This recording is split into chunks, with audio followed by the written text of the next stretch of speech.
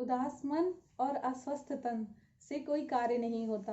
नमस्ते दोस्तों, मैं शिखा अपने YouTube चैनल में आप सभी का स्वागत करती हूँ।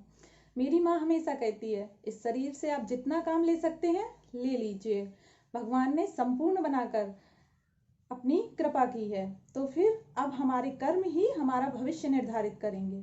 अब आप समझ ही गए होंगे आज की चर्चा का विषय क्या है। आज मैं आपसे योग के बारे में बात करने वाली हूँ। हमारे पूर्वजों से योग हमें विरासत में मिला है, पर आधुनिक दुनिया की इस चकाचौंध में हम इस विरासत की शक्ति को समझने में असमर्थ हुए हैं।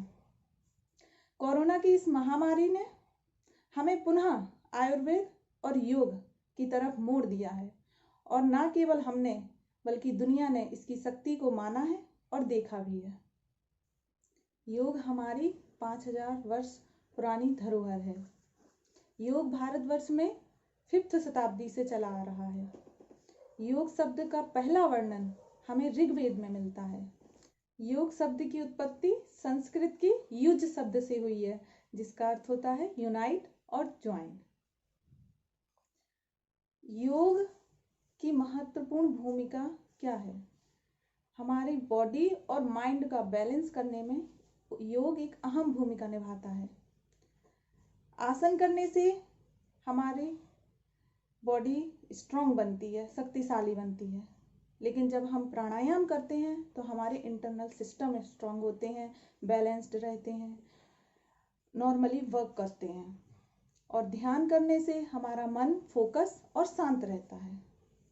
डेली बेसिस पर सभी को कम से कम 15 से 30 मिनट तक योग की प्रैक्टिस करनी चाहिए, और जब आप करेंगे तो आप खुद अनुभव करेंगे आपकी बॉडी किस तरीके से काम कर रही है, इसके प्रभाव क्या पड़ रहे हैं। तो सभी को कम से कम 15 से 30 मिनट का योग जरूर करना चाहिए। योगा को जन जन तक पहुंचाने में और लोगों को इसके प्रति जागरूक बनाने में हमारे योग ऋषियों की अहम भूमिका रही है। साथ में ही अंतर्राष्ट्रीय योग दिवस की भी भूमिका रही है। पहला अंतर्राष्ट्रीय योग दिवस 21 जून 2015 को मनाया गया था। तब से लेके अब तक हर वर्ष पूरे विश्व में 21 जून को योगा दिवस मनाया जाता है। इसकी थीम हर वर्ष विभिन्न रहती है। लास्ट ईयर योगा दिवस की theme yoga at home and yoga with family थी।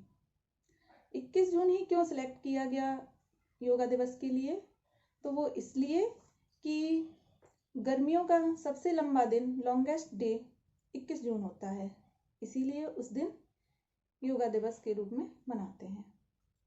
Our Honorable Prime Minister said, Yoga is an invaluable gift of India's ancient tradition.